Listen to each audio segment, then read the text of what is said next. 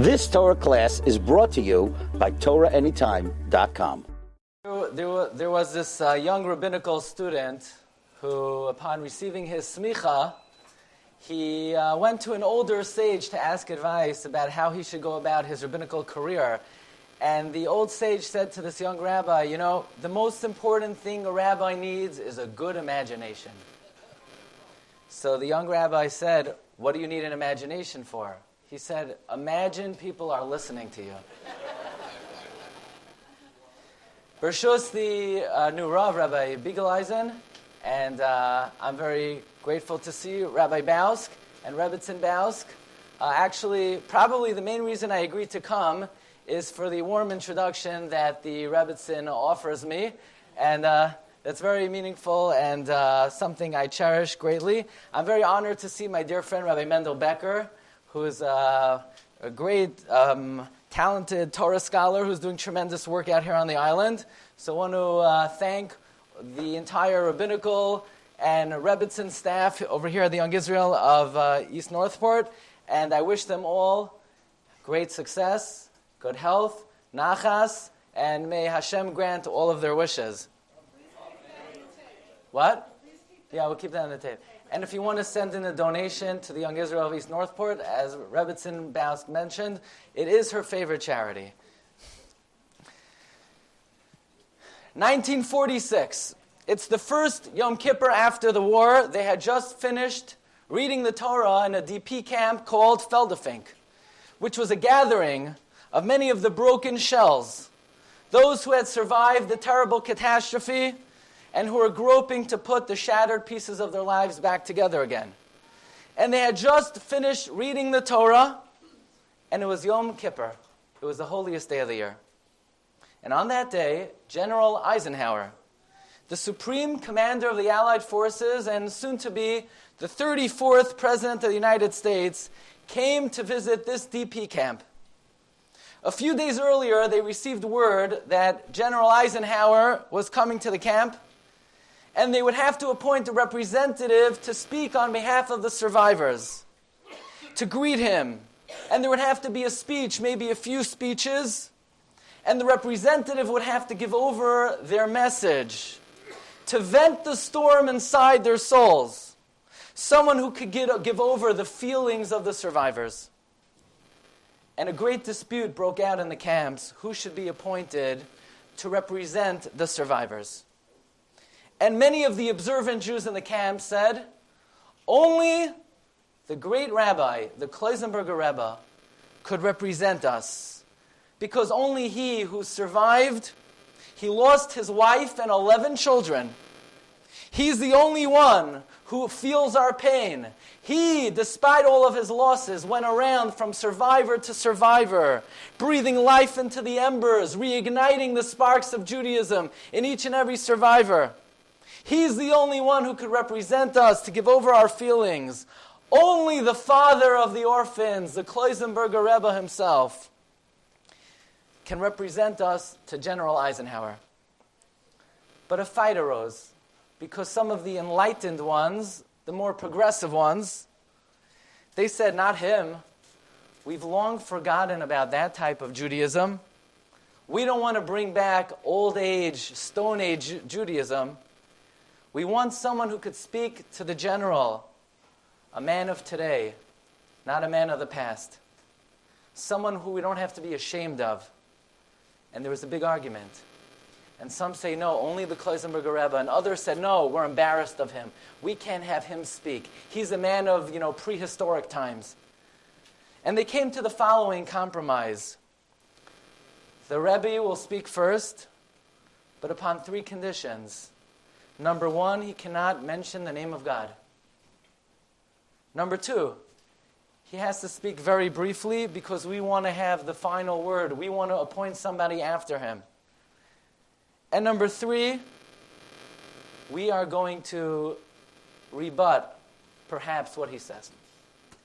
And so Eisenhower came, and they set up this big platform, this big stage, and they set up a table, and the Kloisenberger Rebbe makes his way up the stairs to the podium, and as he's about to take the podium on his way up, he grabs the tallis, he grabs the prayer shawl, And he wraps himself in the talis, and he makes the bracha, Asher Kedishanu b'mitzvaysa v'tzivanu l'hisatef batzitzis. So he manages to squeeze in the name of God. And he greets the general, and he thanks the general. And he says, General Eisenhower, we survivors will forever be grateful to you for the part that you played in saving the lives of the last remnant of a people who were persecuted, who were completely innocent of any crime. And for that, we will be forever grateful. And then this grand rabbi, the Kloisenberger Rebbe, turns to the survivors. And gathered that day were hundreds and hundreds of survivors. And he says, my dear brothers and sisters, we must never forget that we are the nation of God.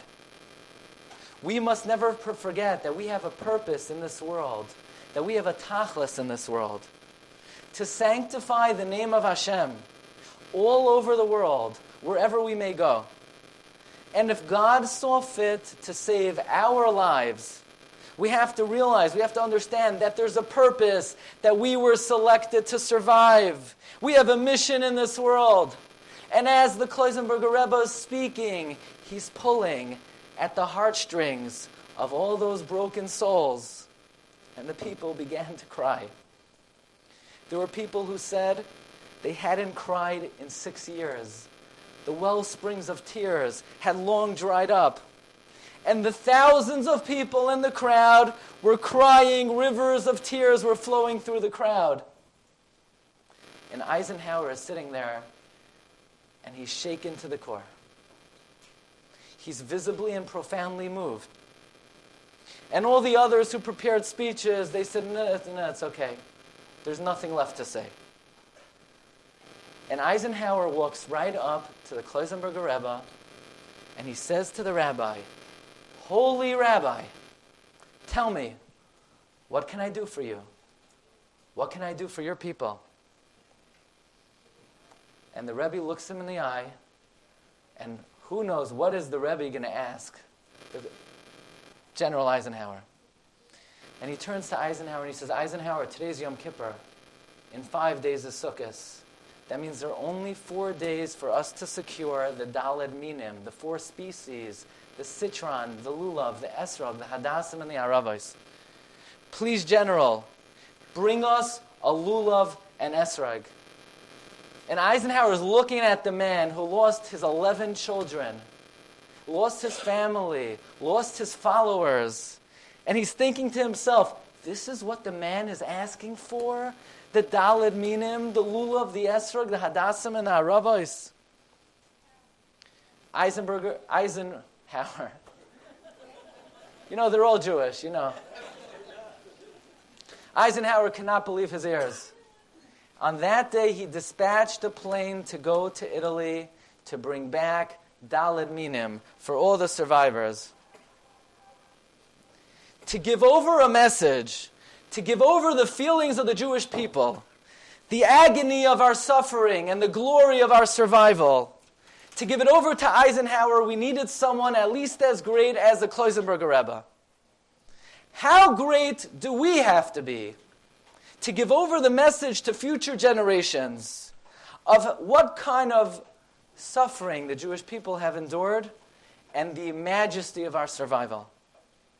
How great do we have to be to give over to our children and grandchildren? What does it mean to be a Jew today in 2017? I want to share with you a recent Gallup poll. A recent poll revealed the following. American Jews were asked, what, in your opinion, do you believe most defines being Jewish? Right? If I were to ask you, what is the number one criteria of what is considered to be a Jew today? Astonishingly, the answer that topped the list at 73% was 73% of American Jews believe that remembering the Holocaust is the definition of being Jewish. And at first, that's a very heartening response. That means the American Jewish community instinctively understands the importance of Holocaust memorial. But upon further analysis, this is a very demoralizing and depressing statistic. Because while 73% of American Jewry understand the importance of Holocaust memorial, only 19% of American Jews defined being Jewish as observing Jewish law. Which puts into very sharp focus the idea that Holocaust memorial is the most profoundly misunderstood ideal in Judaism today. Because while 73% of American Jews realize the importance of Holocaust memorial, 73% is approximately the intermarriage rate in America today. Which means that while we understand the importance of Holocaust memorial, we don't understand why it's important. And to deliver the message in the proper way, we need true Torah greatness, something that I am completely bereft of. Something I'm completely unworthy of. But I stand before you this morning to borrow the analogy of the Chafetz Chaim. Chafetz Chaim said, Kinanas al gabe anak, like a midget who stands on the shoulders of a giant. Because what I would like to share with you today are not my own thoughts and my own experiences and perspectives. I would like to share with you the perspectives of a giant. Someone of majestic personality, a great tzaddik, someone who's very close and dear to me. My own grandfather, he should live and be well, Harav Mordechai Leib Glatstein. May God watch over him to live for many long, happy years. He's now 101 years old. My grandfather has been a Rav in Pittsburgh since 1951. He's a survivor of all the camps. Radom, Auschwitz, Dachau. And in 1945, when the American and Russian armies were approaching, the Germans had to make a very critical decision. They could either divert all of their resources to the war front to try to win the war, to try to hold off the Americans and the Russians, or they could dedicate all their resources to exterminate whatever Jews were left in Europe, and they chose the latter. So they rounded up all the Jews that were still left in the camps, my grandfather included, and they packed all the Jews onto cattle cars like cows, without food, without drink, without services, where they were headed to the Tyrol Mountains to dig their own graves. I chanced upon a book that describes what the conditions were on these cattle cars. But I was not aware that this book contained a historical treasure that my family was not aware of. The name of this book is A Brush with Death. It was written by an artist in the death camps by the name of Morris Wisegrad. He writes, there were more than 100 men stuffed onto one car. It was so crowded, nobody could crouch or sit down. The doors were shut immediately after the car was full, but the car did not move for 3 hours.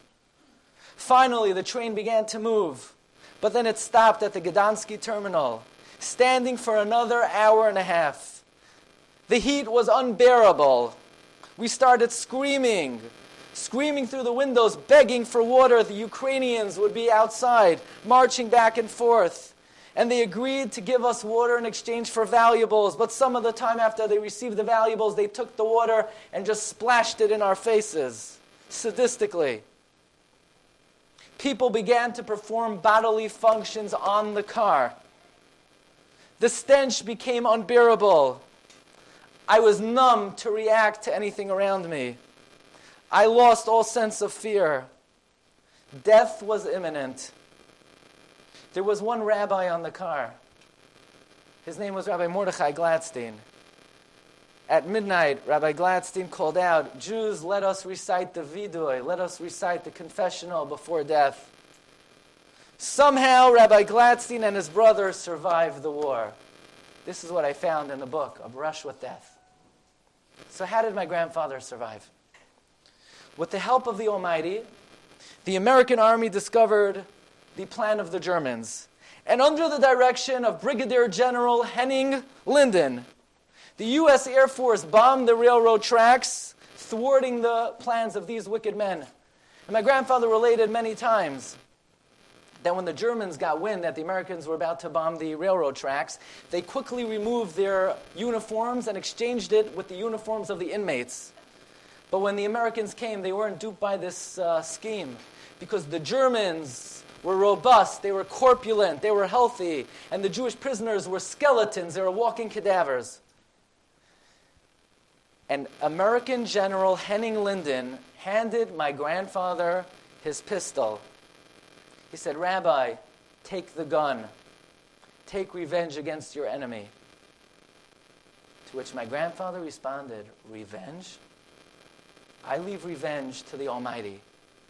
It's been 5 years now since I've been reunited with my Talmud Bavli, with my Gemara, Tractate Baba Basra. I'm in the middle of Tractate Baba Basra. I now have access to my Gemara. This is my freedom. I leave revenge to the Almighty. Upon liberation, I forgot to mention, I see my dear friend Rabbi Elazar Grossman also doing tremendous work here out on the islands, and want to welcome him as well. Upon liberation, my grandfather was appointed the head of the religious department of the Joint Distribution Committee. So that the Joint was a program of the American Army. My grandfather was a Polish survivor, but aside from the fact that he was a rabbi already before the war, he had smicha from the rabbi of Warsaw, Rabbi Shlomo David Kahana. He also attended university in Poland, and he learned English. So he was one person who could be the go-between, the liaison between the army and the survivors. So he was appointed the head of the religious department of the Joint Distribution Committee. And if you want, I could show you a picture of him. They gave him an American Army uniform. They gave him a Jeep. And in this capacity, my grandfather was the go-between between the army and the survivors. When General Eisenhower visited the camps on that Yom Kippur, my grandfather was General Eisenhower's translator to the Kloisenberger Rebbe. And when Eisenhower consented to ship the Daled Minim to the camps, those Daled Minim arrived at my grandfather's desk. And I'm very proud to tell you that what I'm telling you is not a story. I will show you pictures of my grandfather distributing Daled Minim to the survivors in 1945 on that very first Sukkot. Pictures of my grandfather giving out matzos, giving out the 4 species, giving out to survivors, skeletons. It's unbelievable. Let me share the following question with you. In about a week's time, next Tuesday is Tisha B'Av. Tisha B'Av is the most tragic day on the Jewish calendar. It's the day we mourn destruction of the first temple, destruction of the second temple. World War I broke out on Tisha B'Av. Spanish Inquisition was on Tisha B'Av. Tisha B'Av is like a lightning rod of Jewish tragedy. I remember when I was a kid, I was 12 years old and change. The next week was going to be my bar mitzvah. My bar mitzvah was going to be Parshas Va'eschanan. I was walking to shul the Shabbos before. That Shabbos was Tisha B'Av. Of course, when Tisha B'Av comes out on Shabbos, we push it off to Sunday. I remember I was in Flatbush. I was headed to our shul where my bar mitzvah was going to be the next week. I walked to the shul. I looked in the distance. The shul was no longer. Our shul had burned down on Tisha B'Av when I was 13 years old. Think about what we do on Tisha B'Av. We come to shul and we sit on the floor for a few hours, and as soon as Chatzos comes, we get up. We get off the floor. We don't even give the mourning a full day. Lo yaleinu, if somebody loses a relative, there's 7 days of mourning. But think about what's happening here. We have 3 weeks. We have the 9 days. We have the week of Tisha B'Av. And on Tisha B'Av itself, the day of the most intense mourning, we can't even give it a full day. Midday, we pick ourselves off the floor and we stand up and that's it? You can't even give it a full day? You can't sit on the floor the whole day? What are we getting up for? Let me read to you an article that my grandfather wrote in a work entitled Theological and Halachic Ramifications and Reflections of the Holocaust. The article is a vivid first-hand account of the Warsaw Ghetto Uprising. My grandfather writes, Ani hagever ra ani b'shevet evrasai. I am the man who has seen the affliction of my people. I am the victim, and I am the witness. I saw the Warsaw Ghetto with thousands of skeletons extending their bony arms as if begging for life and mercy. I saw the ghetto littered with corpses, faces swollen, distorted, eyes opened, skulls crushed, blood everywhere, the blood of our children, the blood of our brothers and sisters, our fathers and mothers. No imagination, no matter how daring, could conceive of anything that our eyes saw. No language has ever been created to describe the enormity of the Holocaust. My grandfather wrote his memoirs in Yiddish. I'm going to read you a translation.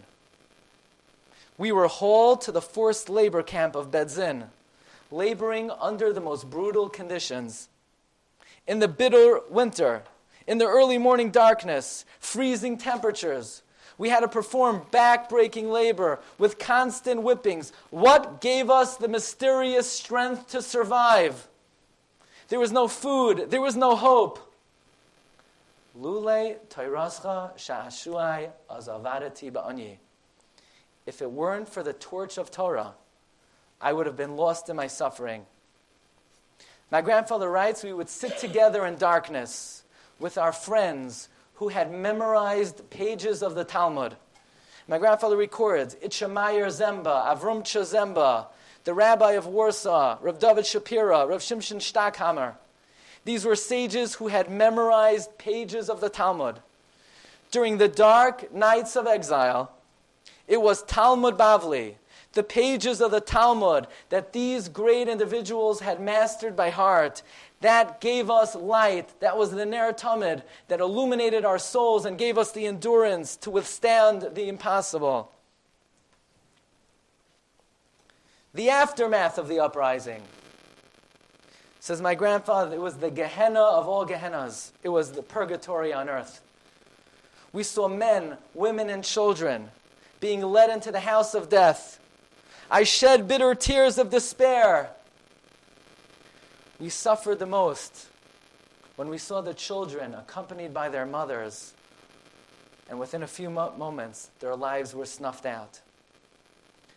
The yells of the women, the weeping of the children, the cries of despair and misery ring in my mind forever and ever. Can we dare ask the question, why? Why did it happen? Why were a third of the Jewish people decimated, slaughtered, while the rest of the civilized world, England, United States of America, Roosevelt knew quite well where all the death camps were. In fact, he bombed the outskirts of the death camps, and often when he would be bombing and he had the opportunity to bomb the death camps, he let go of bombs that he could have used. By the way, it's not so well known that a few days before the proclamation of the State of Israel, Roosevelt sent a letter to the ruler of Saudi Arabia that he would never consent to a Jewish state. And he swore to it. Luckily, 7 days later, he died. And Truman became the president. And against the advice of the State Department, he supported the State of Israel. I'm not here today to ask that question, and I don't have the answers for you. But I want to share with you a very personal thought. This is a thought that intensifies in my heart every year as Tisha B'Av comes. Let me share with you another story.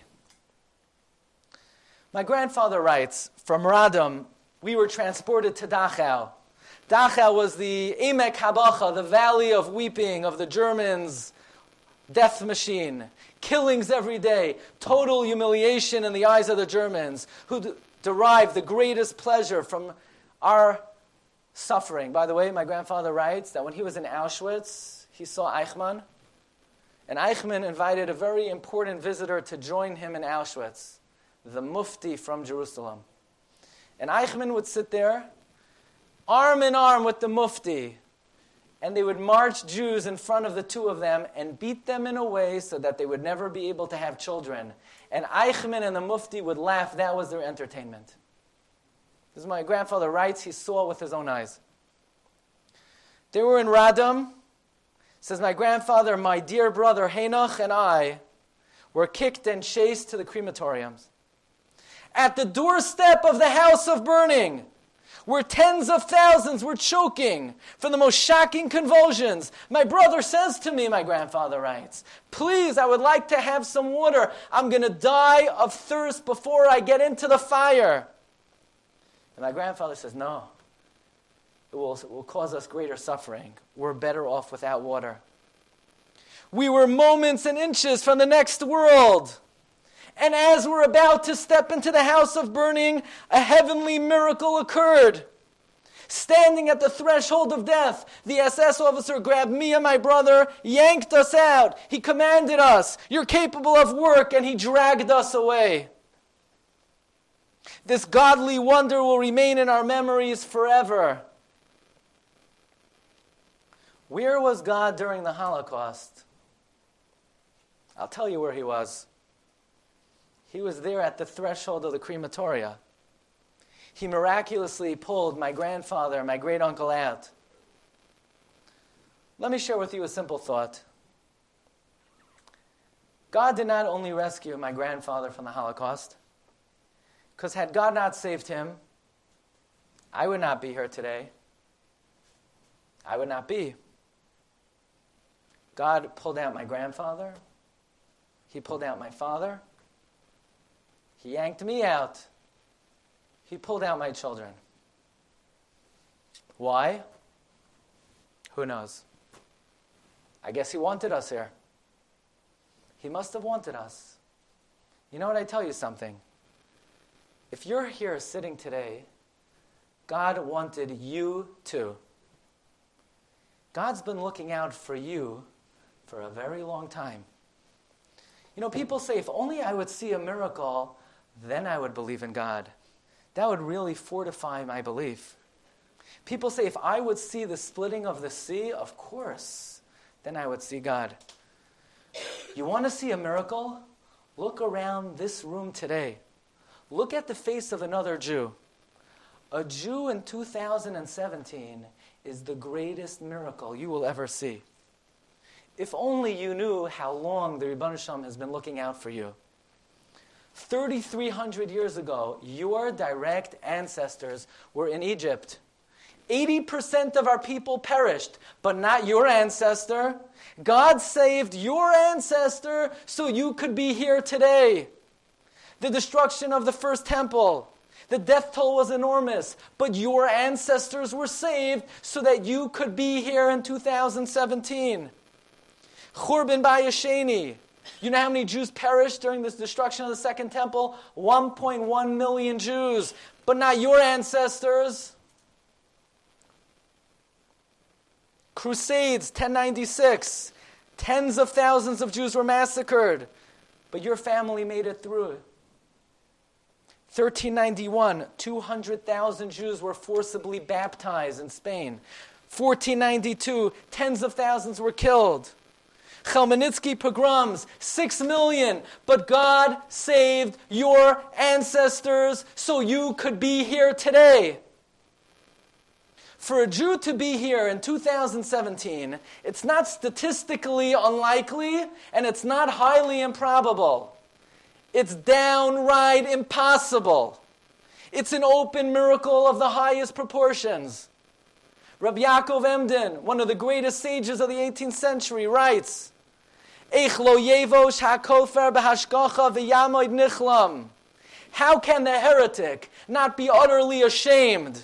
Mishayayin beyichud in yanenu mamadenu ba'olam. By analyzing the Jewish state today. And he writes this 200 years ago.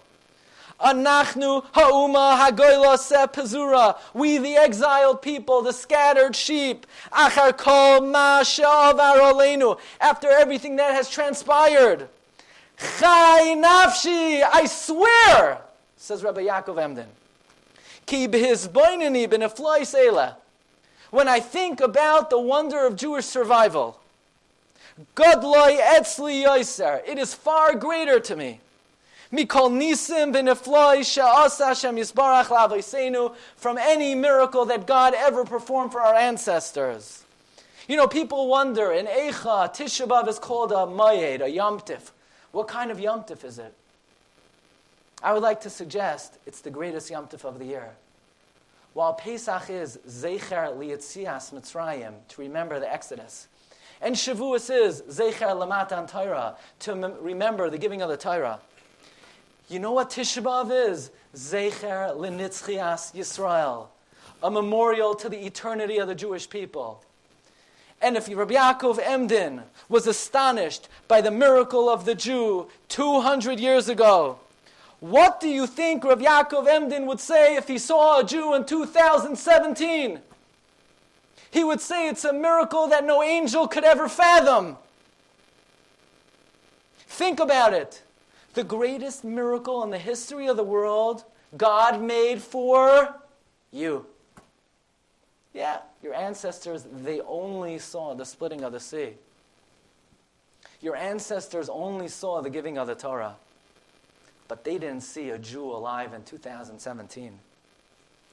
Can any generation more than ours cry out to God with the words that we say every morning? Ahava Rabba Ahavtanu Hashem Elokeinu. With a great love, you have loved us, God Almighty. Chemla Gedoyla Visera Chamalta Aleinu. With exceeding mercy, you've had mercy on us. Can we be so daring and bold to suggest, and we often wonder, you know, the Chafetz Chaim asked the question, we're going to bring Mashiach for real, seriously? We, in 2017? I mean, Moshe Rabbeinu couldn't do it. Rashi couldn't do it. The Vilna Gaon couldn't do it. The sages of 100 years ago couldn't do it. How are we going to do it? Us? We're so orphaned from Torah knowledge. We're so distant compared to earlier generations. We're going to bring Mashiach? Can we be so daring to say, yes, because God has never invested anything more in any Jew than a Jew today? Do you know how much God has invested in us? Do you know how many miracles God had to perform for us? Because He wants you? Because He wants me? Why? I don't know why. Can't answer that. But one thing we know for sure is for the last 3,300 years, God has been looking out for us because He wants you. He wants your learning of Torah. He wants your prayers. He wants your mitzvahs. He wants you to be the one to cry out to Him to bring the Mashiach. God has invested in nothing more than a Jew today in 2017. So while on Tisha B'Av we sit on the floor and we mourn the tragedy of our history, but at the same time our hearts are ennobled, we're empowered because we know that God has entrusted us with the most sacred mission in the history of the world to bring the Mashiach. So Tisha B'Av is not only a day of mourning, it's a day of inspiration. It's a Yom Tif. It's a day that we commemorate the greatest miracle in the history of the Jewish people, the miracle of the continuous survival of Am Yisrael. Allow me to direct your attention to a man by the name of Noach. Remember Noach? He comes out after the flood, and he sees a world destroyed. He sees mankind perished. The animals, the birds, the fish, they're all gone. The world is destroyed. There's no mankind except for Noach's immediate family. And he comes out of the teva, and what's the very first thing he does? Vayita karem, he plants a vineyard. And Rashi tells us that Noach was criticized. He should not have planted a vineyard. Chazal say, our rabbis say, that Noach made a bad decision. He should not have planted a vineyard. He should have planted wheat. Haya lecha l'ntoa netia acheres. He should have planted something else. What's wrong with planting a vineyard? Noach sees a world destroyed. Mankind is decimated. Noach had to mourn for the world. He had to mourn for mankind. he witnessed a Holocaust. The pasuk says in Proverbs, in Mishlei, Tinu sheichar la'oved v'yayin l'marei nafesh. Give wine to the bitter soul. So Noach was mourning. What do you give to a mourner? You give them wine. You help them deal with their suffering. What was wrong with what Noach did? Says the great Gaon, Rav Simcha Wasserman, Noach came out of the teva. He looks around.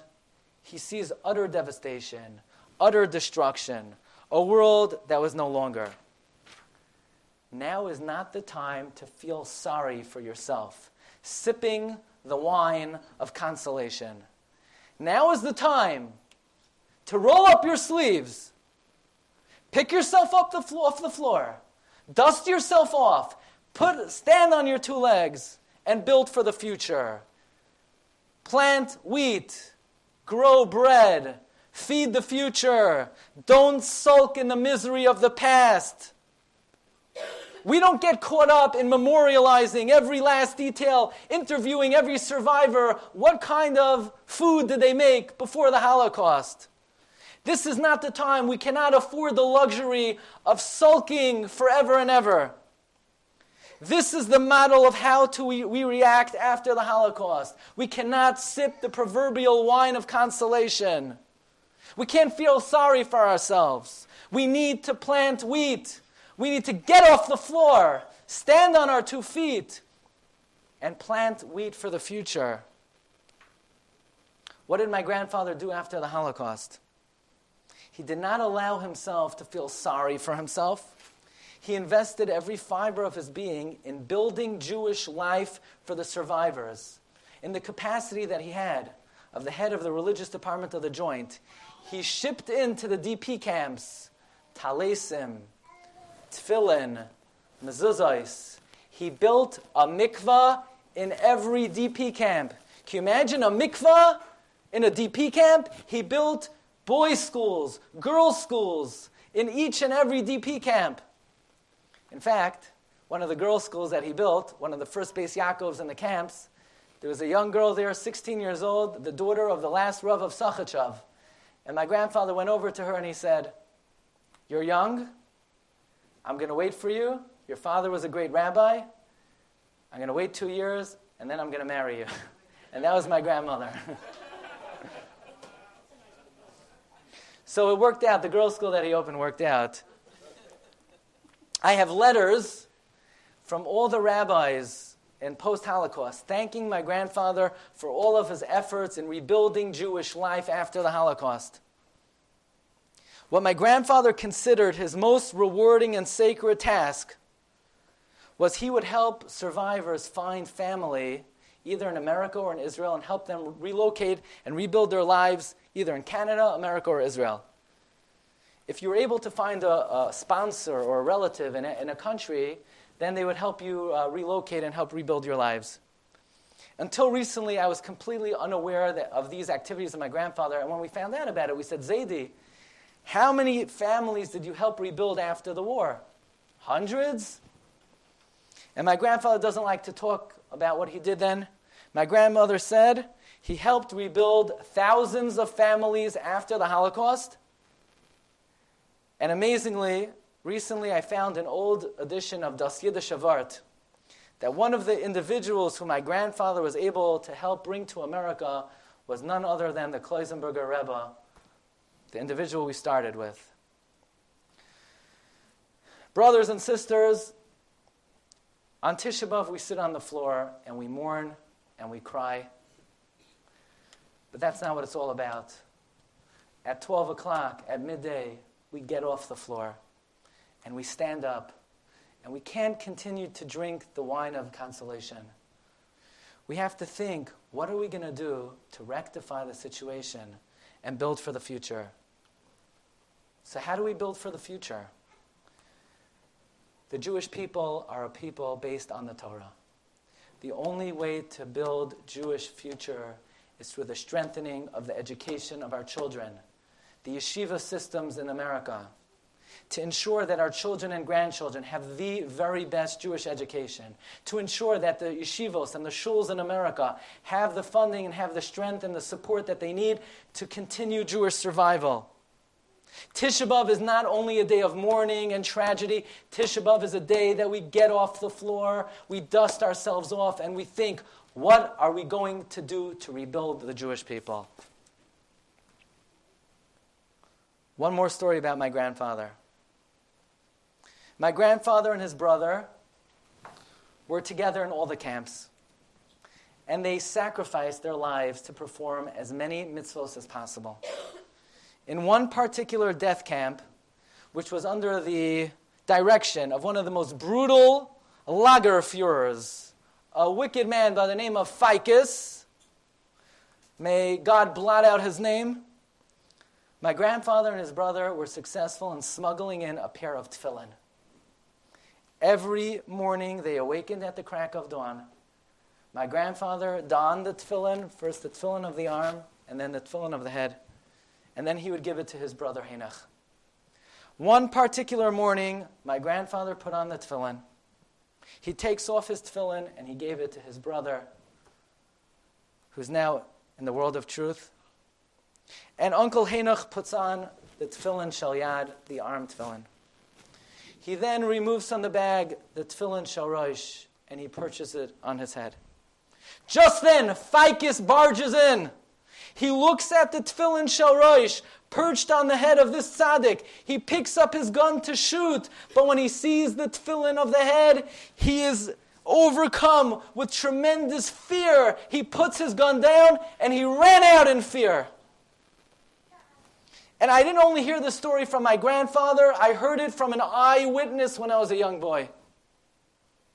My grandfather explained that this is a fulfillment of the Gemara. The Gemara tells us, V'ro'u kol amei ha'aretz ki shem Hashem nikra alecha v'yaru mimeka. When the nations of the world see God's name is upon you, they will be afraid of you, says the Talmud Bavli. Elu tefillin shabarosh. This refers to the tefillin of the head. Next time you put on your tefillin, realize the power you're investing in. After the war,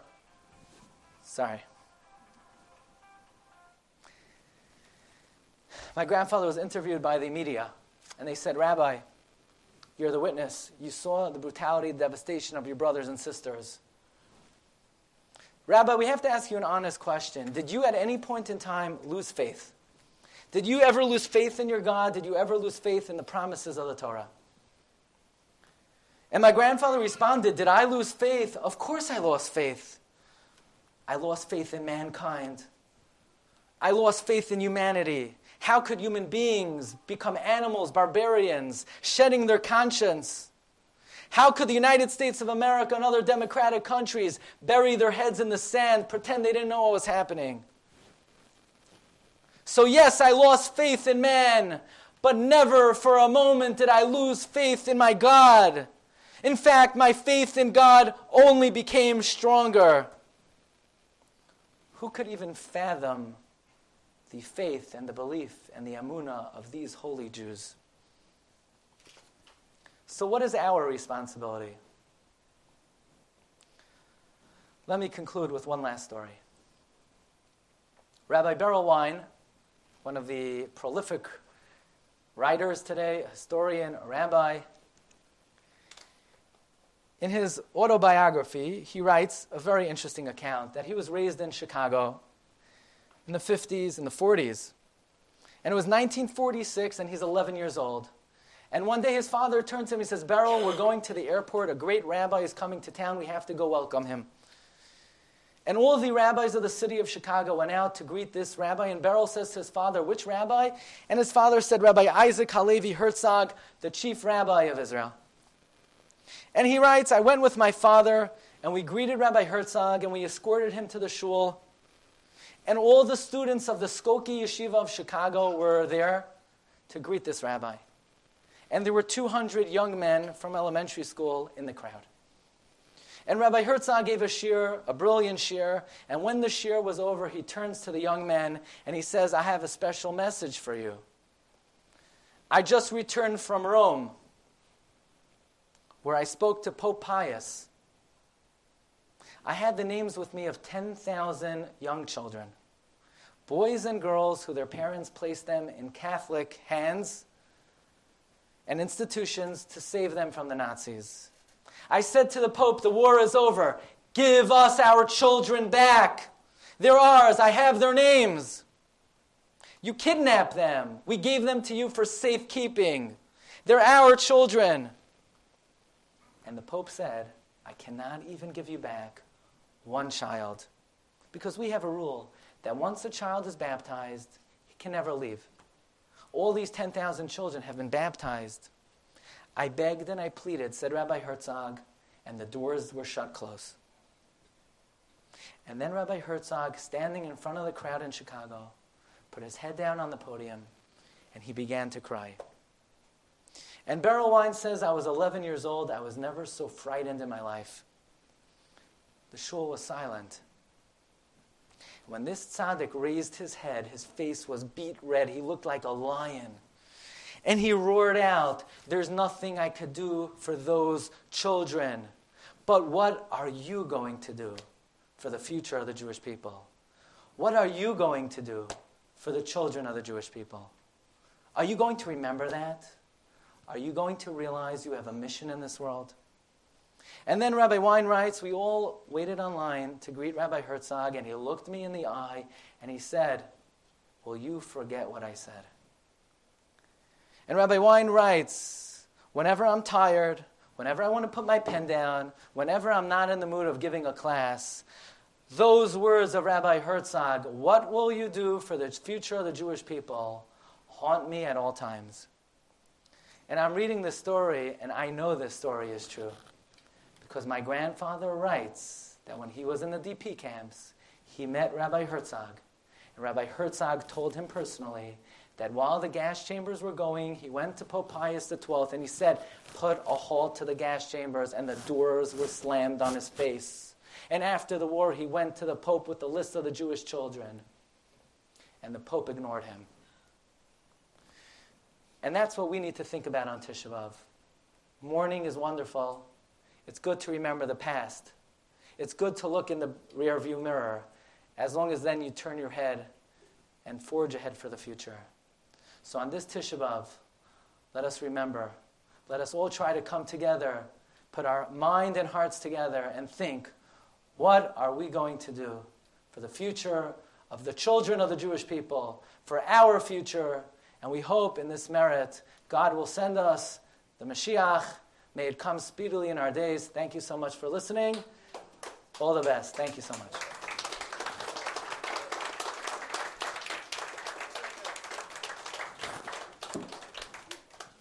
Thank you. You've just experienced another Torah class brought to you by TorahAnytime.com.